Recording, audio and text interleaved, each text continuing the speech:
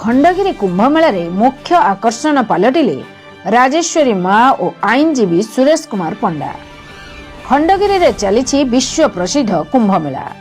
यही कुंभमेला रे जोग देइछन्ती ओडिशा तथा भारतर कोण अनुकोणरू अनेक साधु और संत। यज्ञ मेला शंख कीर्तन हरिबोल हुलहुलुरी उछुली पड़ुछि खंडगिरी पहाड़।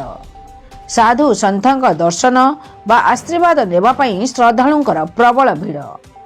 एही भिड़ भितर आमर नजर पड़िथिला एक स्थान रे, जेउ स्थान रे थिले शताधिक श्रद्धालु। सेही स्थान रे आमे पहुंची देखलु सुदूर नागबस्त निमपड़ार राजेश्वरी माँ और आईनजीवी सुरेश कुमार पंडा। तेबे कौन थिला संपूर्ण घटना आसंतु जानिबा। राजेश्वरी माँ बेलिका परिचित कुंभ मेला को आसी अच्छे। कुंभ पवित्र स्थान रे साधु संत माने होउछन्ति पवित्रता। तांकर एही सब पवित्रता वार्ता एवं पवित्रता कर्तव्य नै एठी जेउ सब आसीछन्ति माने साधु संत भी आसीछन्ति। विभिन्न शरीर रूप रे भी धारण करिक आसीछन्ति छद्म भेषरे। एही छद्म भेषरे आसी एही स्थान रे सेमानकर सब पवित्र हेइ जाय। सेही स्थान को दर्शन करबा को आस्थिलु साधु संत मानकु मो आनंद उल्लास रे खुशी अछि। एवं यही स्थान को समस्त भी आसतु। यह स्थान हूँ पवित्र स्थान खंडगिरी मेला। यही कुंभ मेला ये सब पाप धोई हो जाए पुण्य अर्जन होता है।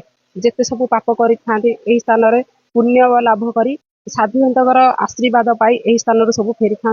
मुझे आसती समस्त दर्शन कली बहुत खुशी आनंद अनुभव करी। सुरेश कुमार पंडा आईनजीवी ओडिशा उच्च न्यायालय तथा राज्य सभापति विश्व गो सुरक्षा बाहिनी।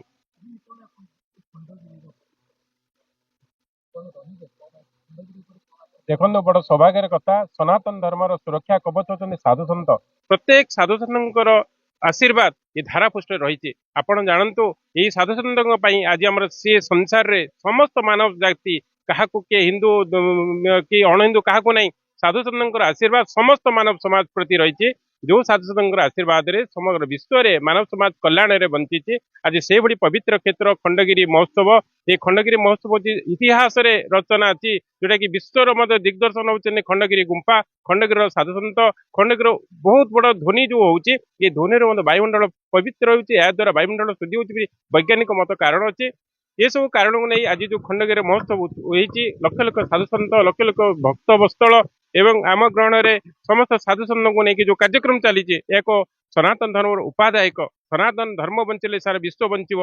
आज सनातन धर्म को अणदेखा करी जो मैंने विश्व में बड़ कष्ट आड़ को गति कर मानव समाज रोगाक्रांत जदि मोर कहार कथा एभली पवित्र समय पवित्र स्थान पवित्र जगह साधु संत आशीर्वाद नेले प्रत्येक मानव समाज कल्याण हम ताकू आख्या रखी आज जो पवित्र महामय कार्यक्रम चली साधु संतर आशीर्वाद चली। एक वैज्ञानिक मत हिसाब से मुझे वैज्ञानिक साइंस स्टूडेंट हिसाब से कहि जहाँ ये हूँ एक वैज्ञानिक कारण सहित हो आध्यात्मिक जगत प्रथम तो आध्यात्मिक साधु संत कृपारे विश्व जो कल्याणमय होती सदा सर्वदा परिलिखित।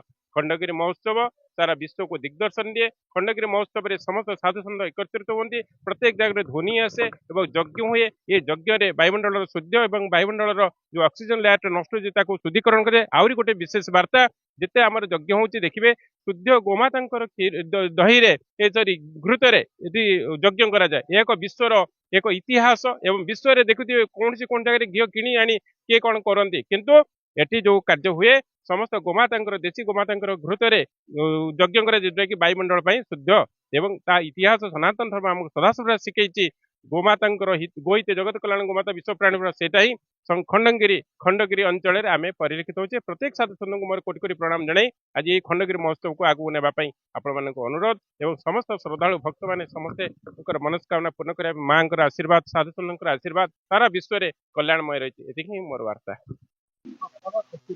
हरिओम मुझे हरिओम बाबा आमर ये जो खंडगिरी साधु कुंभमेला चली बहु आबल्यर मोर ए स्थान को आसबार आज को 32 वर्ष हो गला। 1993 मसीह आज पर्यटन संग्राम करी जन समाज को जनजगत को आज खंडगिरी गोटे साधुमेला होमें समस्त आज जापारे ना खंडगिरी यात्रा कर समस्त बुझीपारे।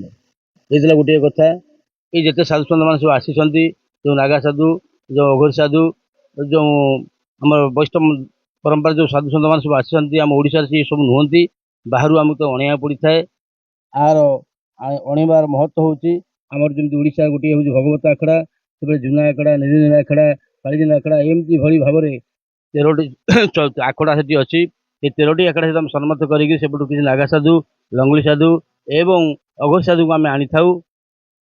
ସେ ପରମ୍ପରା କେମିତି ବଞ୍ଚିବ, ଏ ପରମ୍ପରା କେମିତି ଚିରଜୀବିତ ହେବ, ଏ ଯେମିତି ସବୁଠି ଗୋଟିଏ ମାନ୍ୟତା ପାଇ ଆସି ମେଳା କୁମ୍ଭ ମେଳା ଯେମିତି 140 ବର୍ଷରେ ପଡ଼ିଲା ଅମୃତ ଯୋଗ, ଆଉ ପ୍ରତି 12 ବର୍ଷରେ ପୂର୍ଣ୍ଣ କୁମ୍ଭ, 6 ବର୍ଷରେ ଅର୍ଦ୍ଧ କୁମ୍ଭ, 3 ବର୍ଷରେ ମିନି କୁମ୍ଭ ଯେମିତି ଆମର ଅଛି ଉତ୍ତର ଭାରତ ଭିତରେ, ଆମ ଓଡ଼ିଶାରେ ଇଏ ଗୋଟେ ଏମିତି ପବିତ୍ର ଭୂମି, ଏମିତି ପବିତ୍ର କ୍ଷେତ୍ର ଜଗନ୍ନାଥ ଦେଶର ଗୌରୀ ମଣ୍ଡଳର ଲିଙ୍ଗରାଜଙ୍କର ପାଦଦେଶରେ ଯେଉଁ ଚାଲିଛି ଏଇ ମେଳା, ଏଇଟା ପ୍ରତ୍ୟେକ ବର୍ଷ ହୁଏ।